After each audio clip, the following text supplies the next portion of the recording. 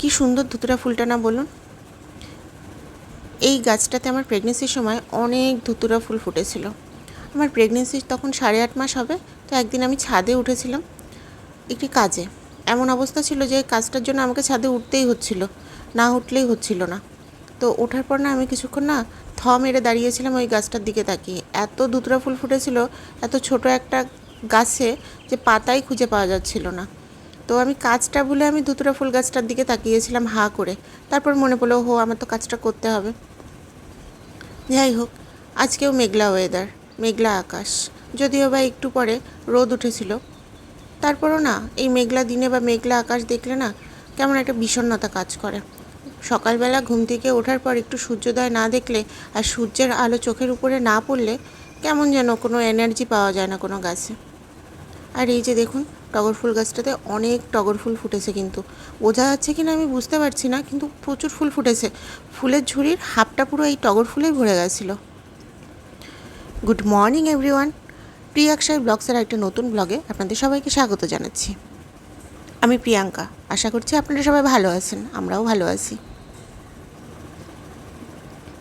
আজকে জবা ফুল তুলনামূলক কম ফুটেছে।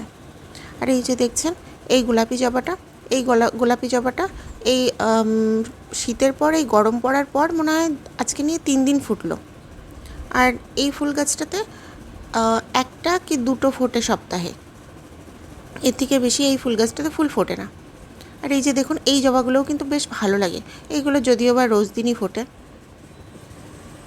আজকে কেমন যেন ওয়েদারটা, অন্যদিন যেমন ছাদে উঠলে বেশ একটা মিষ্টি হাওয়া থাকে, কিন্তু আজকে কোনো মিষ্টি হাওয়াই ছিল না, কোনো হাওয়াই ছিল না। তারপরে তো আবার মিষ্টি হাওয়া, কেমন যেন একটা গুমোট গুমোট ভাব ছিল চারপাশটা। আর যদিও বা বেশ গরম পড়েছিল। আর এই যে দেখুন এই মিষ্টি কুমড়োর ফুলগুলো আজকে মা ভাজবে। আরও 2-3 দিনের মিষ্টি কুমড়োর ফুল তোলা আছে, সেগুলো আর এগুলো মিলে আজকে দুপুরবেলার লাঞ্চটা বেশ জমে উঠবে। আর এই যে ছাদ থেকে নেমে দেখি পৃথিবাবু তখনও ঘুমোচ্ছে।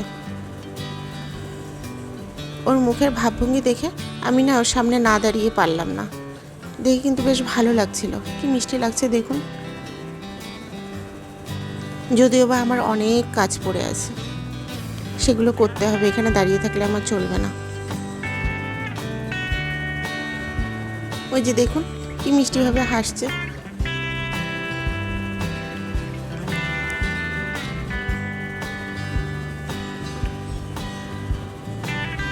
আর এই যে আমি স্নান করে চলে এসেছি ঠাকুর ঘরে। এই যে দেখুন কতগুলো ফুল আছে। আমি যদিও বা ঠাকুরের আসন কিন্তু সাজিয়ে ফেলেছি এরই মধ্যে, তারপরে কতগুলো ফুল বেঁচেছিল।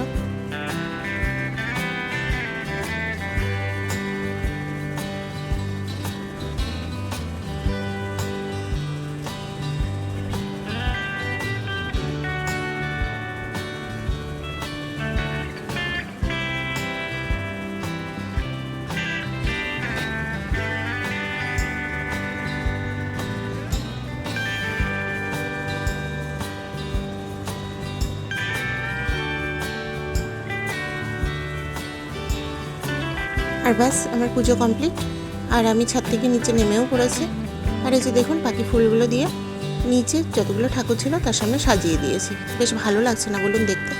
আর এই যে পৃথিবাবু ঘুম থেকে উঠে পড়েছে, ঘুম থেকে উঠে দিদুনের সাথে খেলছে আর মোবাইলে কার্টুন দেখছে। পৃথিবাবুর একটা জিনিস কি ভালো, ও কান্নাকাটি করে না, একদমই কান্নাকাটি করে না বলতে গেলে। ও খুব হাসি খুশি, খেলতে ভালোবাসে। তবে ওর সামনে একজনকে থাকতে হবে, ওর সাথে খেলতে হবে, এটাই হলো একটা কাজ। এছাড়া ওর কোনো সমস্যা নেই।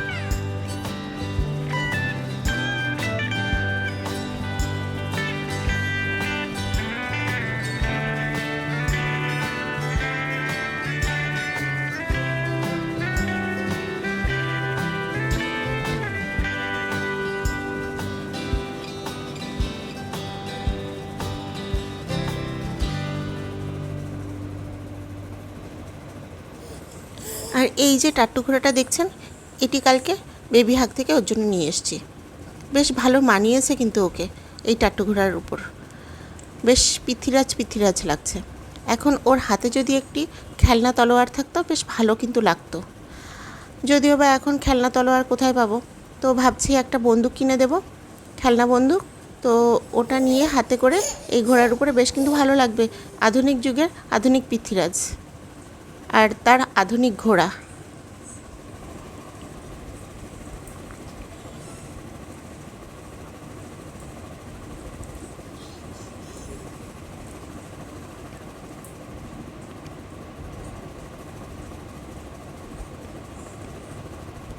আর এই যে মা রান্না চাপিয়ে দিয়েছে। আজকে রান্না বলতে সেরকম কিছুই হবে না। এই যে মা মিষ্টি কুমড়ো ফুলের বড়া ভাজছে, আর মটর ডাল হবে, আর আলু সেদ্ধ, ডিম সেদ্ধ, ভাত, ব্যাস। এই মিষ্টি কুমড়ো ফুলের বড়াগুলো প্রথমে কড়াইটাকে গরম করে নিতে হবে, তারপর তার উপর সাদা তেল আর তার মধ্যে একটু লবণ দিয়ে তেলটাকে গরম করে নিয়ে এই বেসন, তারপর চালের গুঁড়ো, একটু হলুদ, একটু লবণ আর সামান্য পরিমাণে শুকনো লঙ্কা গুঁড়ো ভালো করে জল দিয়ে মিশিয়ে তার মধ্যে এই মিষ্টি কুমড়ো ফুলগুলোকে ভালো করে মাখিয়ে মাখিয়ে এই গরম তেলের উপর ছেড়ে দিতে হবে। বেশ মচমচা, বেশ ভালো লাগে কিন্তু খেতে। আজকে দুপুরবেলার লাঞ্চটা বেশ জমে উঠেছিল এই ফুলের বড়ার জন্য। মা সানডেতে চিকেন আর ফ্রায়েড রাইস রান্না করেছিল, তো চিকেনটা একটু বেশি পরিমাণে রান্না করেছিল, তো আমাদের সোমবার দিনটা ভালোভাবে বেশ চিকেনে হয়ে গেছে। আজকে আর কিছু ভারী কিছু খেতে ইচ্ছে হচ্ছে না, তাই মাকে আজকে সকালে বললাম হালকা কিছু রান্না করো।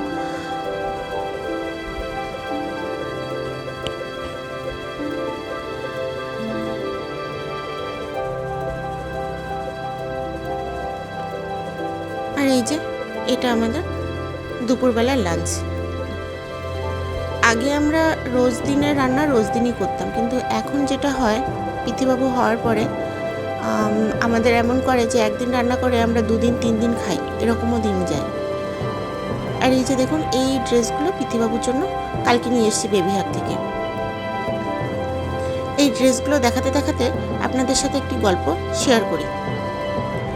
আগে খাবার নিয়ে খুব নকরা করতাম, কিন্তু একটি বিশেষ দিনের পর থেকে আমি খাবার নিয়ে কোনো রকম নকরা করি না। দিনটা হলো 26 এপ্রিল। পৃথিবাবুকে নিয়ে নার্সিংহোম থেকে যেদিন আমি ডিসচার্জ হয়ে বাড়িতে ফিরলাম, পৃথিবাবু হবার 4 দিনের মাথায়। তো সেদিন যখন তালা খুলে যখন ঘরে ঢুকছি, তখন আমি, আমার মা আর পৃথিবাবু, ছোট্ট পৃথিবাবু। তো ঘরে যখন ঢুকছি তখন চারপাশটা অন্ধকার, জানলা দরজা সব কিছু দেওয়া, তার মধ্যে চারপাশটা কেমন যেন বালি বালি হয়ে আছে। মা হয়তো এই 3-4 দিন আমি নার্সিংহোমে ছিলাম, ঘর মোছেও নি, হয়তো সে ঠিকঠাক মতো খাওয়া দাওয়া করেনি, হয়তো সেদ্ধ ভাত খেয়েছে এরকম। তো ওকে নিয়ে যখন আমি উপরে উঠেছি, তো তখন ও তো ঘেমে নিয়ে একাকার অবস্থা, ছোট্ট বাচ্চা, আরও টাওয়ালে পেঁচিয়ে করে নিয়ে এসছি ওকে। তো ওর গলা শুকিয়ে গেছে, ও তো কান্না করছে খিদের চোটে, তেষ্টায়। তখন আমি ওর জন্য একটু ফর্মুলার মিল্ক ওই একদিনই দিয়েছিলাম, ওই একটা সময়ে 2-3 চামচ খেয়েছিল, এর থেকে বেশিও খাইনি। আর এরপরে ওকে আমি ফর্মুলার কিছু ফর্মুলার মিল্ক হোক আর যাই হোক, ওকে আমি বাইরের কোনো খাবার খাওয়াইনি ওই একটা দিনই। তো ওকে যখন আমি খাইয়েছি, আর সেই সময়টা এমন অবস্থা ছিল আমার মায়েরও শরীর খুব খারাপ ছিল। মা ওকে নিয়ে বসেছে, মাও কাতরাচ্ছে, ও ছটফট করছে। এদিকে আমি তো সি সেকশনের রুগী, আমারও তো পেট কাটা, বুঝতেই পারছেন যে আমার কী অবস্থা সেই সময়টা। তো ওর মুখে যখন না ফর্মুলা মিল্কটা দিচ্ছিলাম, তখন আমার চোখ ঝাপসা হয়ে আসছিল জলে।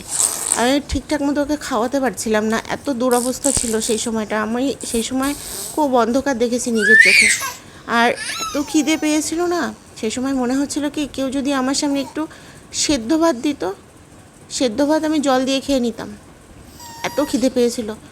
যদিও বা তার আগে আমি খাবার নিয়ে খুব নকরা করতাম, কিন্তু সেই দিনের ওই দিন আমি বুঝতে পেরেছি যে এক মুঠো সাদা ভাতের কী মূল্য।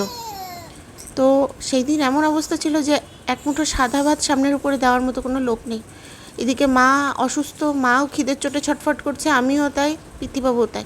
তারপরে যাই হোক না কেন, পৃথিবাবুকে একটু কান্না থামিয়ে ওকে শুইয়ে তারপরে আমরা আমাদের মতো রান্না করে খেয়েছি। কিন্তু জীবনের ওই দিন আমার জীবনের সবথেকে বড় টার্নিং পয়েন্ট ছিল ওই দিনটা। যাই হোক,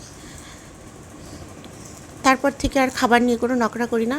এখন আমার কাছে একটা সাদা ভাতও মানে মা লক্ষ্মীর আশীর্বাদ। আমি এখন একটা সাদা ভাতও নষ্ট করি না। আর এই যে পিতৃবাবু দেখছেন, পিতৃবাবু স্নান করে খেয়ে দিয়ে দিদুনের কোলে চড়ে এখন খেলছে। আর এই যে এটা ঘুম থেকে উঠে সন্ধেবেলা খেলছে।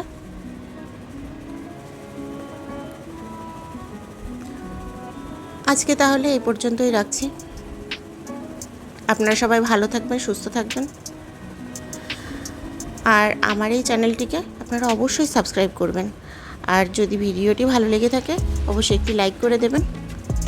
আবার কথা হবে আরেকটি নতুন ব্লগে। ততক্ষণের জন্য টাটা।